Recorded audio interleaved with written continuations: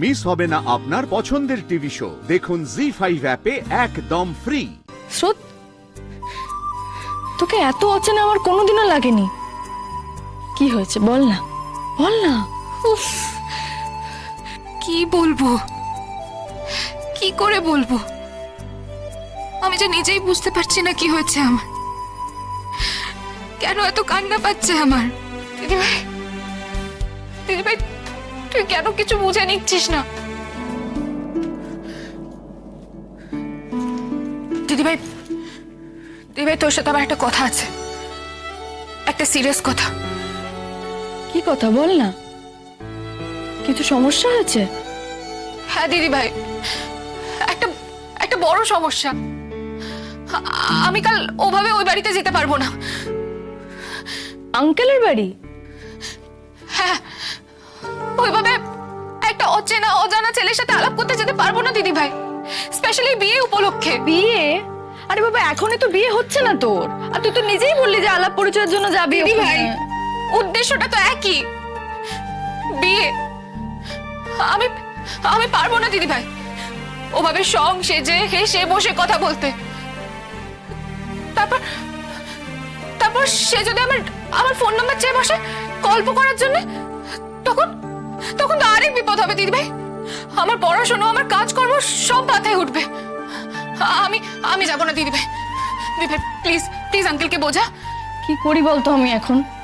ওনারা আসছেন, সবকিছু ঠিক হয়ে গেছে, আঙ্কেল সবকিছু অ্যারেঞ্জ করে ফেলেছে।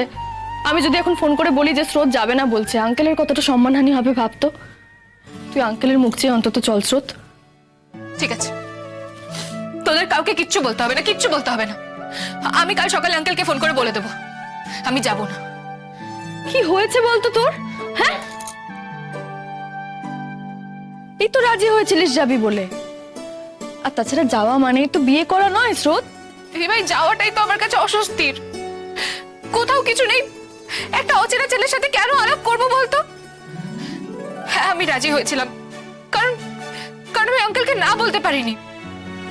আর ওই হুকুমুকু এসএস স্যার তখন এমন এমন গায়ে জ্বালা ধরানো কথাবার্তা বলেছিল না, আমি রাগের মাথায় হ্যাঁ বলে দিয়েছিলাম, রাজি হয়ে গেছিলাম। কিন্তু দিদিভাই, আমি আমি কদিন ধরে ভেবে দেখেছি, অনেক ভেবেছি, আমি পারবো না দিদিভাই, আমি পারবো না। আমি অন্য কারোর সাথে প্রেম টেম করতে পারবো না। আরে বাবা, প্রেম না হোক, বন্ধুত্ব তো হতেই পারে। আর তাছাড়া সেও একজন ডাক্তার, তোকে তো নানা রকম বিষয়ে হেল্পও করতে পারেন। বল। দূর বাবা, আমি কি আমার কলেজের স্যারেদের থেকে ইনাফ হেল্প পাই না নাকি? তারপর আঙ্কেল আছে, রাগী হলেও এসএস স্যার আছে। আমার আর কারোর কাছ থেকে পড়াশোনার জন্য হেল্প চাই না। দেবে দেবে, প্লিজ প্লিজ, আমি যাব না। আমি বন্ধুত্ব করতে পারবো না। কেন পারবি না স্রোত?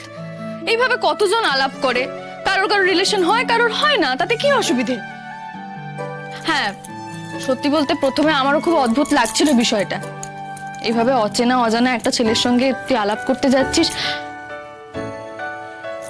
আসলে আমি ভেবেছিলাম তোর বোধহয় সার্থকের প্রতি কোনো ফিলিংস আছে, বা তোদের পরস্পরের প্রতি ফিলিংস আছে, কিন্তু সেটা তো না।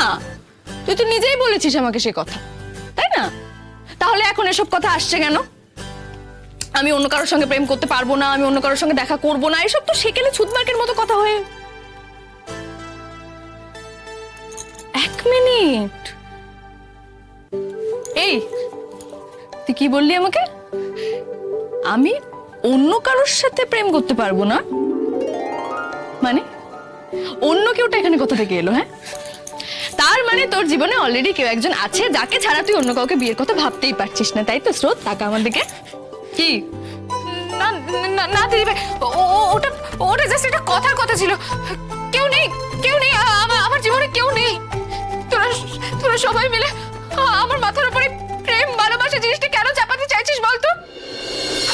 আমার ভালো লাগছে না দিদিভাই, আমার ভালো লাগছে না। দিদিভাই, দিদিভাই প্লিজ, প্লিজ আমাকে এই বিপদ থেকে বাঁচা, প্লিজ। দিদিভাই, দিদিভাই, আমি আমি না বিয়ে নিয়ে ভাবতে পারছি না দিদিভাই। দিদিভাই, দিদিভাই, কেন কেন আমি শুধু নিজের ক্যারিয়ারে ফোকাস করতে পারি না? দিদিভাই, তুই তো সবসময় আমায় সাপোর্ট করেছিস, আমি পড়াশোনায় মন দিতে বলেছিস। তাহলে কেন দিদিভাই, কেন আমার পাশে দাঁড়াচ্ছিস না? কেন তোকে আমাকে এতগুলো কথা বলতে হচ্ছে? তোর পাশে আছি আমি সব সময়। ঠিক আছে, তোকে বিয়ে নিয়ে ভাবতেও হবে না। যদি আঙ্কেল কিছু বলেনও, ওরাও কিছু বলে, আমি নিজেই না বলে দেব। কিন্তু প্লিজ আমার একটাই রিকোয়েস্ট, আঙ্কেলের মুখে থেকে তাকিয়ে একবার অন্তত চল, নয়তো খুব অসম্মান হবে ওনার। দেখ না, জীবনটা নতুন কোনো মোড়ে নিয়ে গিয়েও তো তোকে ফেলতে পারে। সেটা হয়তো তোর ভালো লাগলো।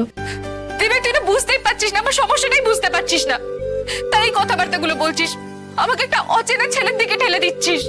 স্রোত, তোর সমস্যাটা তুই আমাকে বলছিসই না, আমি কি করে বুঝবো বল?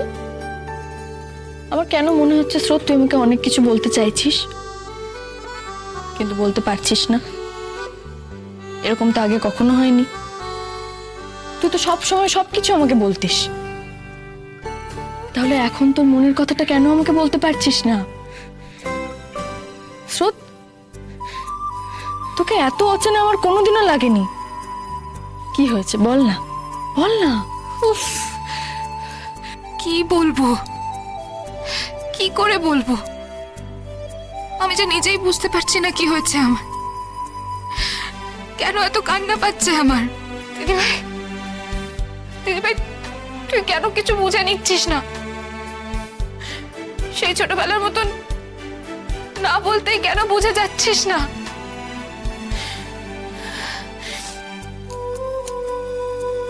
তার মানে তুই আমাকে বলবি না, তাই তো? কিছু বলার নেই আমার, কিছু বলার নেই। কেন বারবার এই এক কথা বলছিস? আমার কিছু বলার নেই।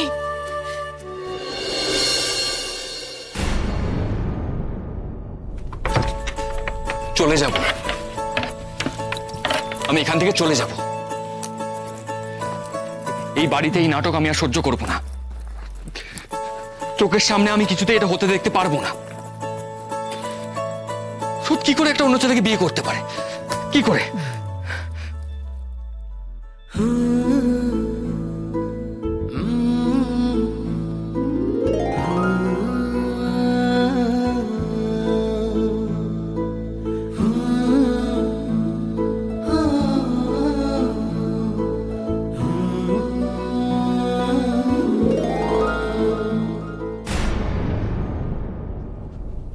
ওয়াই,